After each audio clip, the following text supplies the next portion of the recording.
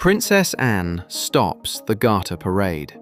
After Camilla pushed Catherine and left her in tears, 12 days, 1 page of handwriting, 1 woman's place in a line, and a procession that has walked the same 200 yards at Windsor every June for 600 years stopped dead in front of the world's cameras because somebody in that line had rewritten it in the middle of the night.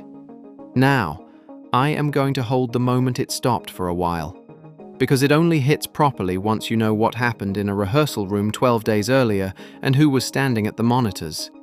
Stay with me. This one has a document at the bottom of it, and the document is the whole story.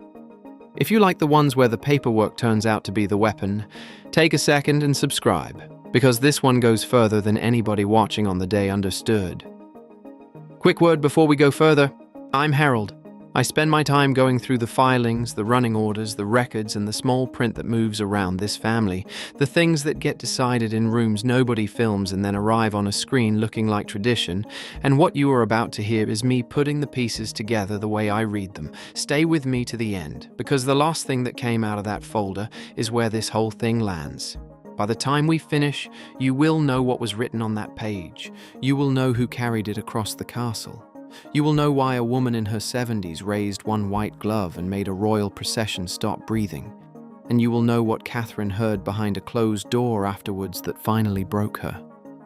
Let me take you back 12 days, because that is where it starts. St. George's Hall, Windsor, a closed rehearsal.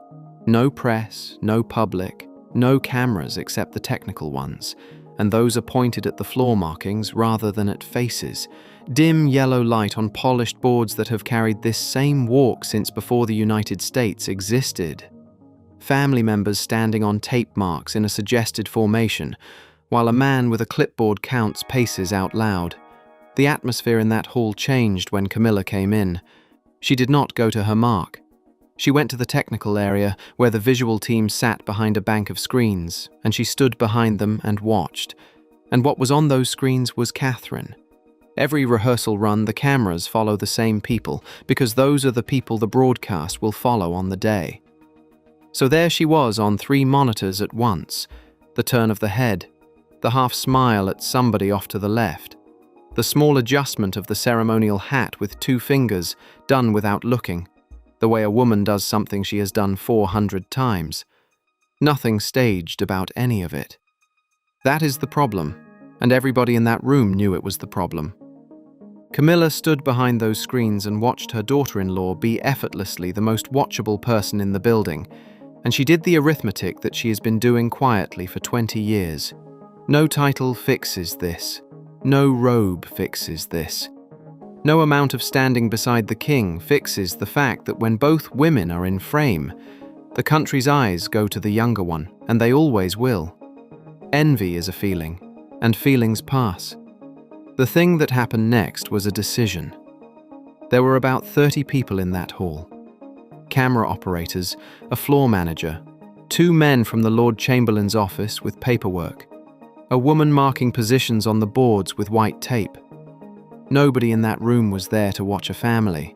They were there to make a broadcast work, and they had been doing it long enough to know that the safest thing in that building is to look at your own hands. She turned to her assistant, who was standing there with the script folder under his arm, and she pointed at the monitor showing the movement plan. Let me explain the movement plan quickly, because everything in this story hangs off it. A procession chart is a diagram of who walks where and beside whom, and it also decides which people the fixed camera positions can physically see. Get moved 4 feet sideways on that page and you are still at the ceremony, still in the robes, still on the guest list, and you are no longer on television. That is the entire game, and everybody who works on these events knows it.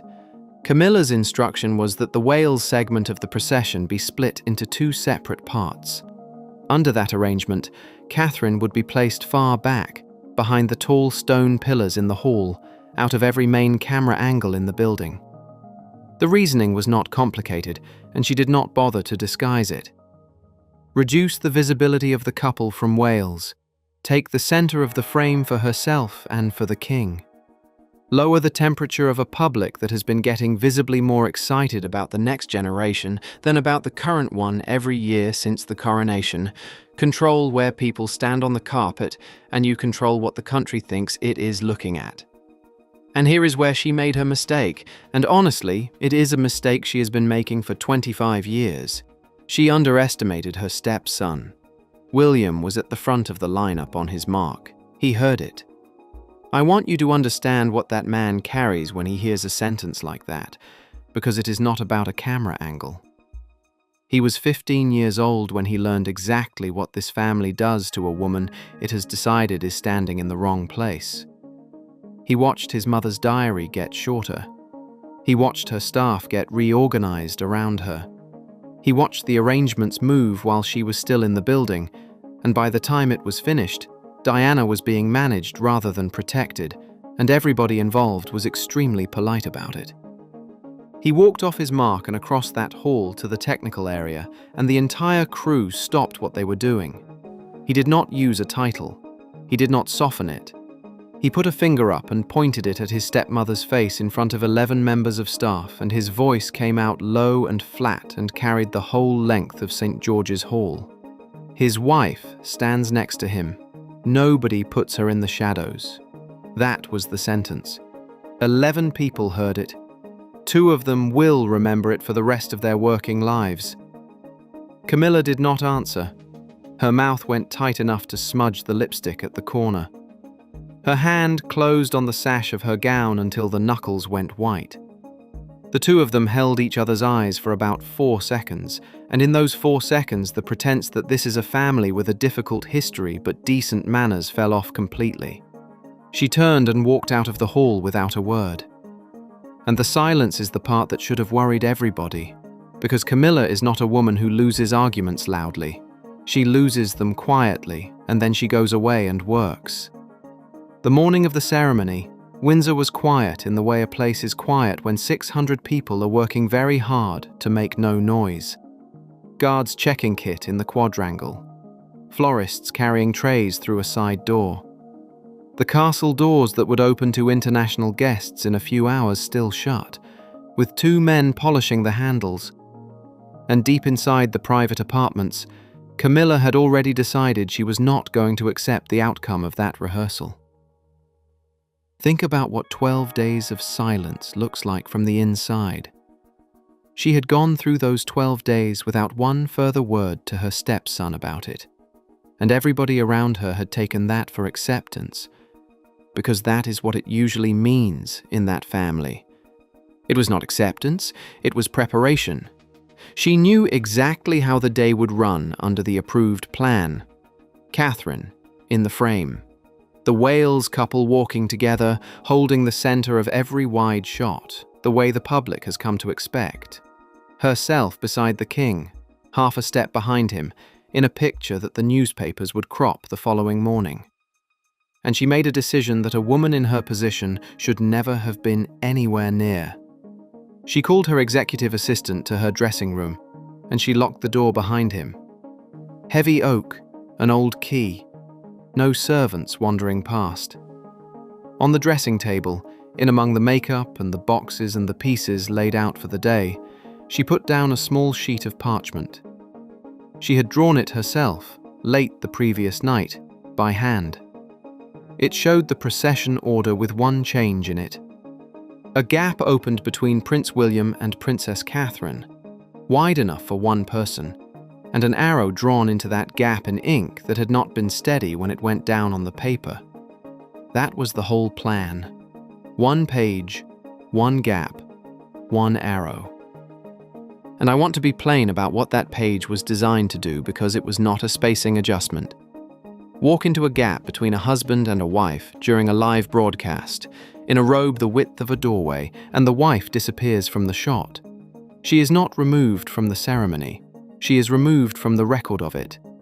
Every photograph that runs the next morning shows 3 people where there should have been 4, and the 4th is a shoulder at the edge of the frame.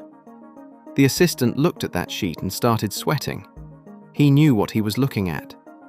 Changing the official order after it has been signed off, without the approval of the household that owns the ceremony is not a clerical matter. It is the kind of thing that ends a career inside an afternoon and follows a man out of the building for good. He tried to find a way to say no. She did not let him get there.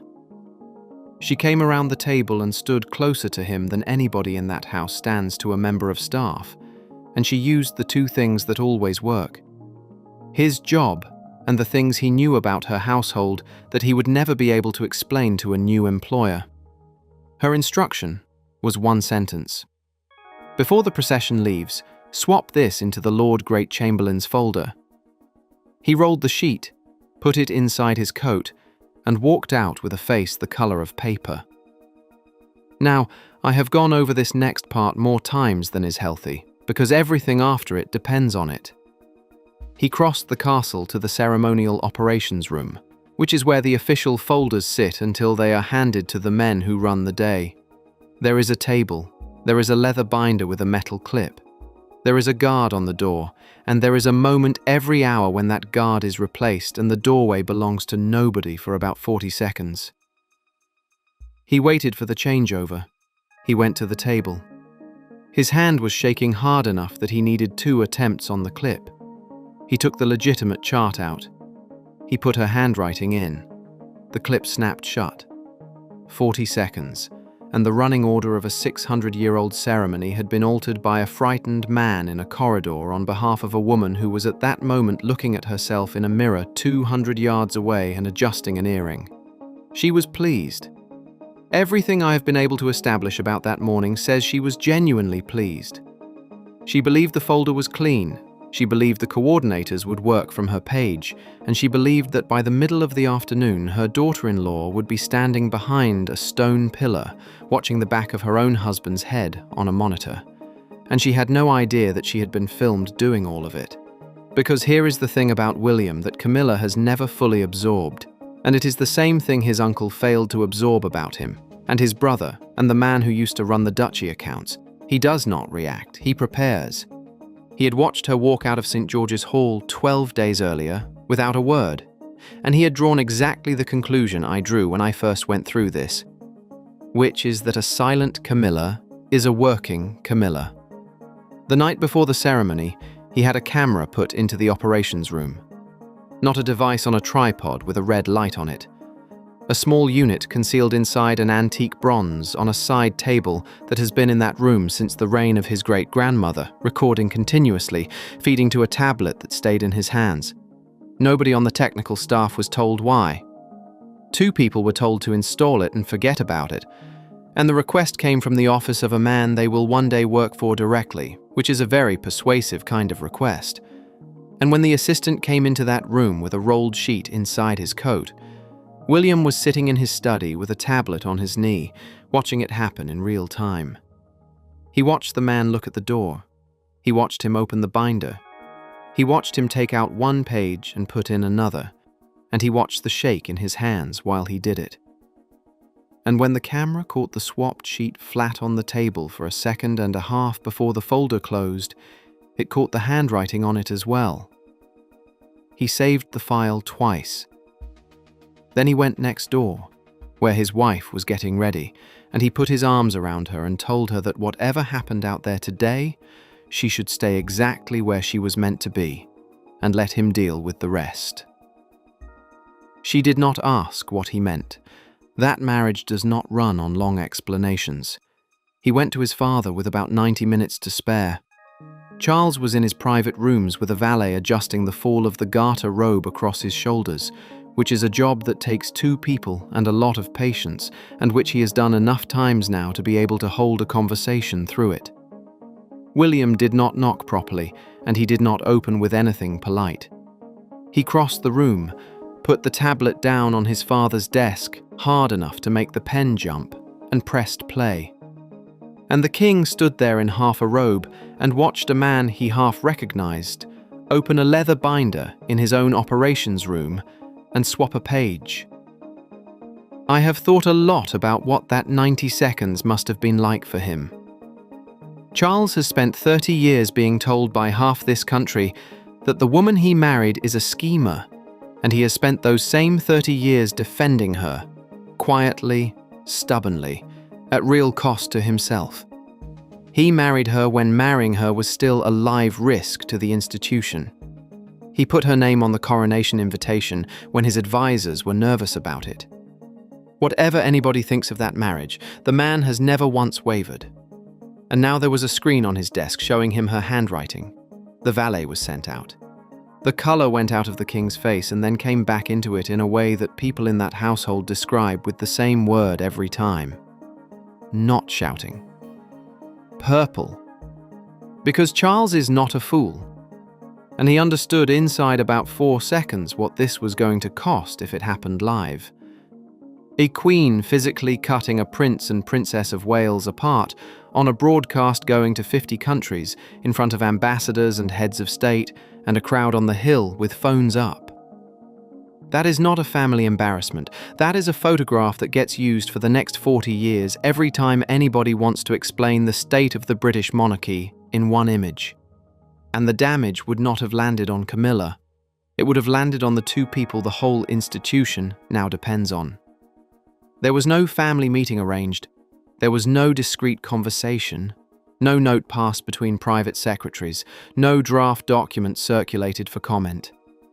Anybody who knows how that house normally handles a problem should stop here and notice that, because every instinct in that building says handle it quietly and write nothing down. Charles did the opposite, and I think I know why. He has spent his adult life inside the wreckage of what quiet handling does. Everything that happened to his first wife happened quietly. Everything was managed by decent people who wrote nothing down, and by the end of it there was no record anywhere of who had decided what, and a boy of 15 walked behind a coffin through a city that had made up its own mind about all of them. He went to the oak cabinet in the corner of the room and he took out the things that only come out when something has gone properly wrong. A beeswax candle, a stick of dark red sealing wax, a sheet of parchment. He wrote the instruction out by hand, held the wax over the flame until it ran, dripped it at the foot of the page, and pressed his signet ring into it while it was still soft, leaving the impression of the crown in red at the bottom. That is not decoration. In that family, a sealed instruction is the difference between a preference and an order that a serving officer is obliged to carry out on the spot without going back up the line to check. He read it back once before the wax went on, which is a thing people who knew him as a younger man say he never used to do. He does it now. Every word on that page was going to be carried out by somebody else in front of several thousand people, and he wanted no room in it for interpretation. The instruction had 2 parts. The Prince and Princess of Wales would walk together for the entire procession, and that arrangement was not to be varied by anybody. And the officer holding the instruction was authorized to remove any person who broke the approved order, regardless of rank, regardless of title, in front of whoever happened to be watching, regardless of title. 4 words on a piece of parchment written by a man about to walk his wife out in front of the world. The following morning he handed it to his sister. And this is where the day stops being a family argument and turns into something with teeth. So let me explain the position she holds, because most people watching that broadcast had no idea what they were looking at. Anne is gold stick in waiting. It is one of the oldest appointments in the country. It goes back to the 15th century, and it means that during a state ceremony the physical safety and good order of the sovereign's person are formally her responsibility. She carried it at the coronation, walking behind her brother in uniform on a horse, and she has carried it at the state opening of Parliament since. Alongside that, she has been a Royal Lady of the Order of the Garter since 1994, which means that at Windsor in June she is not a guest at that procession. She is part of the machinery of it. The practical consequence is the part that matters. Anne tells a procession to stop, and the procession stops, and nobody in the line has any standing to argue with her, including the woman married to the king.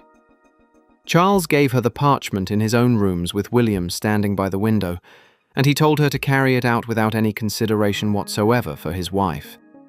Sources close to that morning say Anne read it once, folded it, and asked one question, which was whether her brother had understood that she would do it in front of the cameras if she had to. He said he had. She put it inside her jacket and went to get changed. And that is the piece of this that I keep turning over, because everybody focused afterwards on what Camilla did on the square. The real decision of that day was made in a quiet room an hour before anybody left the castle by a 77-year-old man in a robe who chose, for once in his life, to write the thing down and hand it to the one person in his family who has never in 50 years failed to carry out an instruction exactly as given. The trap was set. It was signed, sealed, and walking around inside a jacket pocket, and the woman it had been built for was 2 floors below, having her robe adjusted, entirely certain that she had already won. Garter Day at Windsor is one of the few things this country still does entirely without irony. Clear sky. Thousands of people packed along the walk from the castle down to the chapel. Flags, children on shoulders, the older ones who have come every June for 30 years standing in the same spot they always stand in. The mounted band, the yeomen, the blue velvet robes and the plumed hats that look absurd in a photograph and look like something else entirely when 800 years of them come down a hill towards you, broadcast live to 50 countries. Every fixed camera position agreed weeks in advance. The procession came out through the castle gates in order, and Camilla walked out beside the king with a smile on her face that the correspondents afterwards all described the same way. Comfortable.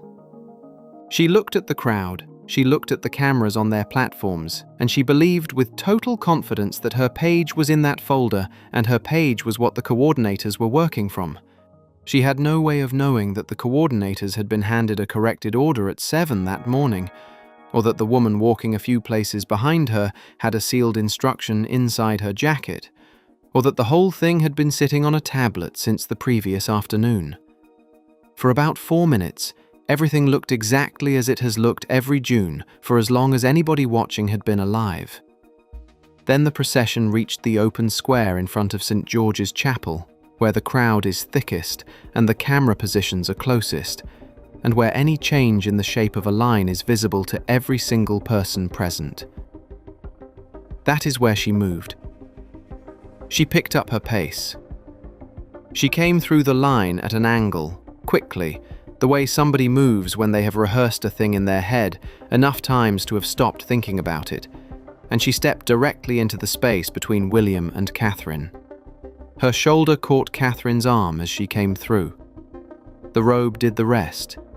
That much fabric moving sideways is a wall, and it swung across exactly where the main camera platform had its shot, and for a second and a half the Princess of Wales was a hand and a sleeve at the edge of a frame that had been built to hold 4 people. Catherine broke stride to avoid going into her. She recovered it inside a step, the way she recovers everything, and kept her face completely still.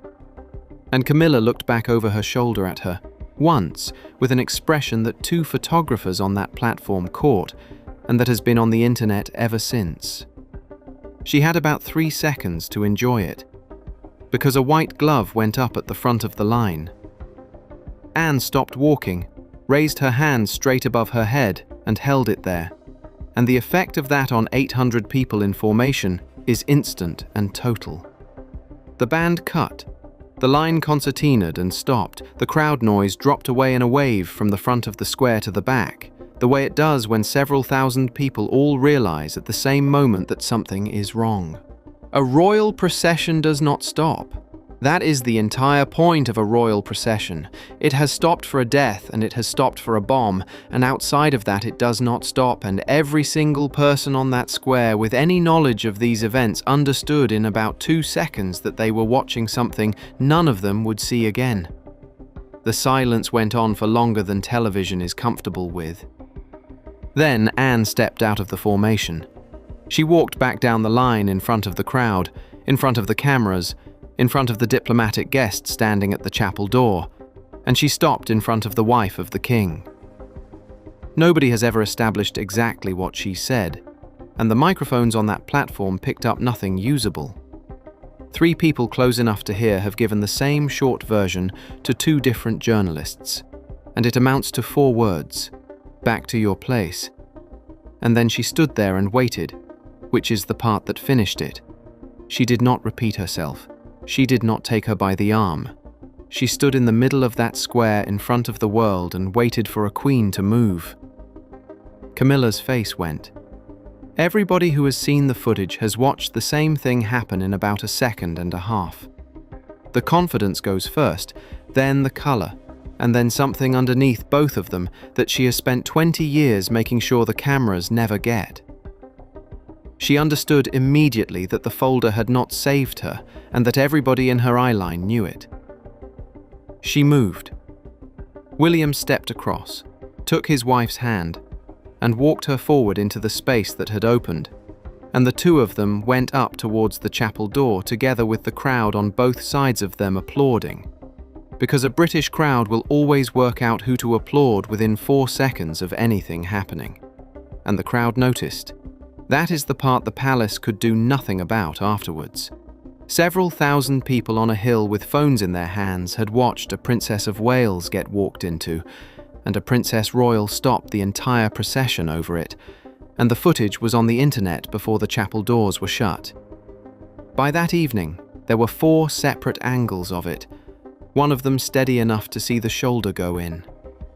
Camilla was left at the edge of the line. The formation closed.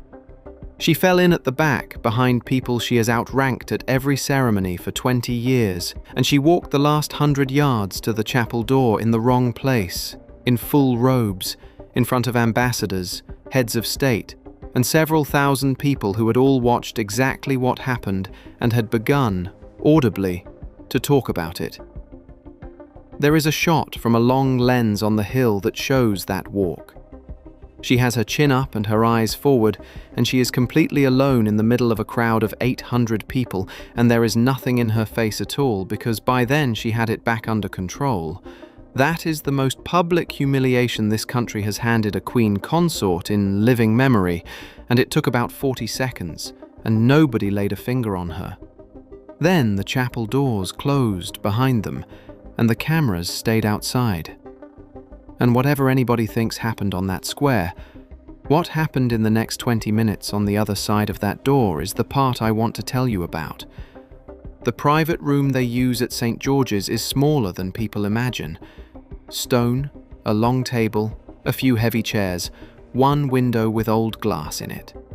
The doors are oak and they are thick, and when they shut, the noise of 800 people outside drops to nothing in about a second. 2 men closed those doors and stood in front of them.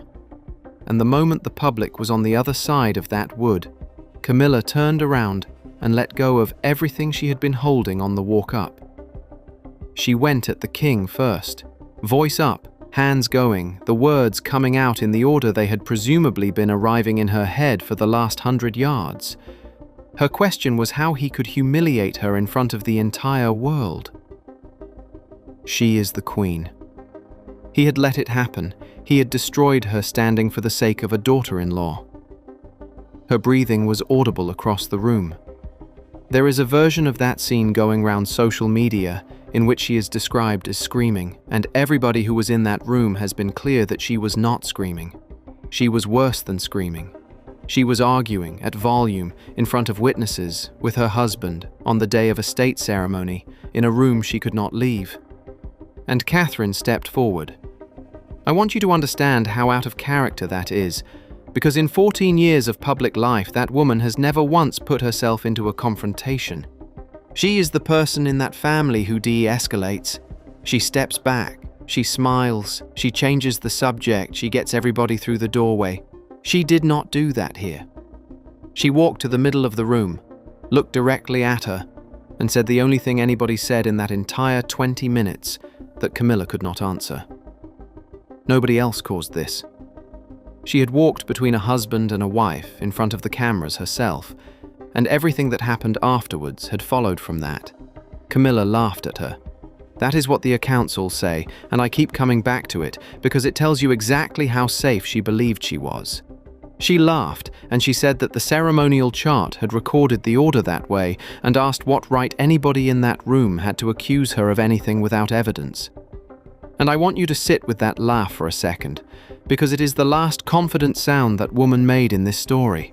She wasn't bluffing. She genuinely believed there was nothing left to produce, and she was standing in a stone room in full robes daring the future king to produce it. She believed the sheet was gone. She had been told the sheet was gone. Whatever her assistant had said to her that morning about destroying it after the swap, she had taken it at face value, and she was standing in a stone room accusing her stepson of slander with total confidence about 10 feet from a table. Nobody answered her immediately. Anne answered a different question instead, and this is the moment that broke Catherine. She had been standing very straight since the doors closed, doing the thing she has been doing perfectly since she was 29, which is to hold her face absolutely still and let the room happen around her. She had done it on the square with a shoulder in her arm and a camera on her. She had done it walking up the hill. She was still doing it. Anne came over and said one thing to her quietly, and it was not about Camilla at all. She told her that her mother-in-law used to do exactly that. That Diana, when something went wrong in front of the cameras, would take the hit, keep her face completely still, and finish the walk, and that she had learned it very young, and it had cost her something every single time she did it. And that was it. That was what got through, after everything else had bounced off. Not the shoulder, not the robe, not 20 minutes of being shouted about in the third person by a woman standing 8 feet away. A remark about a woman who has been dead since 1997, from the one person in that family who watched her do it. Catherine's eyes went, and she did not get them back. She did not sob, and she did not sit down, and she did not give anybody in that room anything to describe afterwards. But she stood there with her chin up, and the tears came down and she let them, because there was nothing left in her to stop them with. Nobody in that room said anything for a moment. The king looked at the floor. Anne stayed exactly where she was, which is what she does, and put one hand briefly on her nephew's wife's arm and took it away again. Her husband saw it. And that is when William went to the table. He had been silent since the doors closed. Everybody who has described that room describes him the same way, standing near the window, saying nothing, letting his stepmother talk herself all the way out to the end of the branch she was standing on. He crossed to the long table in the middle of the room and took 2 things out of his coat, and he put them down flat where everybody could see them. The first was a tablet. He turned it round and pressed play, and the room watched a man in a corridor open a leather binder, look at the door, take out one page and put in another. The second thing he put on the table was the handwritten sheet itself. Her ink, her hand, the gap between 2 names and the arrow drawn into it. It had never been destroyed. William's people had gone into the operations room and retrieved it within 10 minutes of the procession leaving the castle gates, which means it had been in his coat pocket for the entire walk down the hill, including the part where she stepped between his wife and himself. Camilla stopped talking. The accounts of that moment are very consistent. She looked at the sheet on the table and her body went before her face did. She took a step backwards that she had not planned, put a hand out, and caught the arm of one of the heavy chairs to keep herself upright. Nobody moved to help her. That detail has stayed with me. 6 people in a room, 1 woman going down, and every single one of them stayed exactly where they were. Then Charles walked over. He put one more thing on the table, beside her handwriting, and laid it flat so she could see the red at the bottom of it. Parchment. Handwriting. A disc of dark red wax at the foot of the page with the impression of a crown pressed into it. She looked at the seal, and she understood what it was before she read a word of it. Because she has lived in that world for 20 years and she knows exactly what comes out of that cabinet and how often. Charles did not raise his voice. Everybody who has described what he said has described it as flat and very tired. He asked her whether she had thought he was blind. He told her he had signed that instruction the previous night, after his son had shown him what was on the tablet. He told her the trap on that square had not been laid by anybody. She had walked into a space that only existed on a page she had drawn herself. Then he said the sentence that ended it. She had used a lie to move against them, and now the truth was going to do the rest of the work on its own. Camilla sat down on the sofa behind her without meaning to. The room went quiet except for her breathing. No one in that family said another word to her for the rest of the service.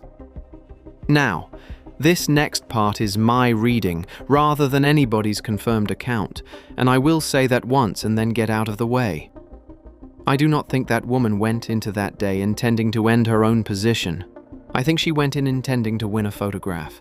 20 years of being the second most looked at woman in every room she enters had turned into a habit of small corrections, and this was one more correction, slightly larger than the last one, on a page she thought nobody would ever see. That is how people in that world come apart. Not in one enormous decision. In one more small one, taken on a night when the enormous ones had all gone badly. Everything that followed came fast, and the speed of it tells you the decision had already been made before the doors opened again. Inside 24 hours, Charles signed a second instruction. No negotiation, no cooling off period, no quiet conversation with her advisors about how this might be presented. He stripped her ceremonial privileges, and the first thing that went was the one everybody in that household understood immediately. The golden key to the grand entrance at Windsor. That key is an object she had wanted for years and had been given at a moment she treated as the end of a long argument about whether she belonged. It came back. The door it opens was chained in front of palace staff, in daylight, and the message that sent through the building did not need explaining to a single person who works there. 2 members of staff carried the chain across the courtyard in the middle of the afternoon and fitted it while a delivery was being unloaded 20 feet away. Nothing was announced. Nothing needed to be. In a building where 400 people work and every one of them talks, a chained door does more communicating in an afternoon than a press office manages in a year. Catherine holds it now. Charles wrote a letter putting his own name behind his daughter-in-law's position at ceremonial events, which is the sort of document that exists in that family precisely so that nobody can ever claim afterwards that it was informal. He cut back his wife's schedule. He removed her from joint appearances with the next generation, and he cancelled the shared engagements with his sons. The assistant was out of the palace the same day. He had been in that household. For years he had one bad 40 seconds in a corridor, and he will not work anywhere near that world again for the rest of his life. He is the only person in this entire story who lost his living over it. And he is the only person in it who was told to do what he did by somebody he could not refuse. Somebody left a comment under one of my videos a while back that has stayed with me ever since, and it belongs here more than anywhere I have ever put it. They wrote that in that family the staff always pay in cash and the principals always pay in inches. I have thought about that line for months. Look at how this one ended for the man in the corridor, and how it ended for the woman who sent him. And tell me it is not exactly right. Because she is still queen. Nobody took the title. Nobody could. She spoke to Charles about it afterwards, more than once, and what she said in those conversations is the closest thing to an explanation anybody has got. She told him she had been afraid of being overshadowed by William and Catherine. She told him she had begun to feel she had no real power in that house at all. That is the saddest sentence in this entire story, because she was right, she never did. Everything she had came through one man, and on the morning she tried to take a few feet of carpet for herself, that man handed a sealed page to his sister and let it happen. And there is one more thing that came out afterwards, from William's side, and it changes the shape of the day completely. He told Catherine, later, that if the procession had gone wrong out there, if Camilla had managed to hold that gap and the broadcast had carried it, he had been ready to take his wife out of the formation entirely and walk her back to the castle in front of the cameras. He would have ended the Garter procession himself rather than let the country watch that happen to her. That is the same 15-year-old boy in the dark suit, 29 years later, with the same single instruction running underneath everything he does. Nobody in this family gets managed into the shadows while I am standing next to them. Diana got that treatment for years, from people who were unfailingly polite about it, and her son has spent his adult life making sure the machinery that did it to her never gets a second run at anybody he loves. She did not go quietly, and she did not go loudly either. She went. Fewer engagements, a longer stretch at a private house away from the family and away from the cameras, and a diary that has never gone back to the size it was in the spring. Tell me below what you think of how Anne handled it, because I have gone back and forth on whether stopping the whole procession was proportionate, and I am still not sure. And subscribe if you want the rest of these, because the next stage of this one is already moving. Camilla spent 30 years walking into rooms that did not want her until the country finally stopped arguing about it. And she lost the whole thing in 40 seconds on a square in Windsor, in front of the same cameras she had spent all those years learning to manage, because she could not bear to share one photograph with a younger woman who never once asked to be in it.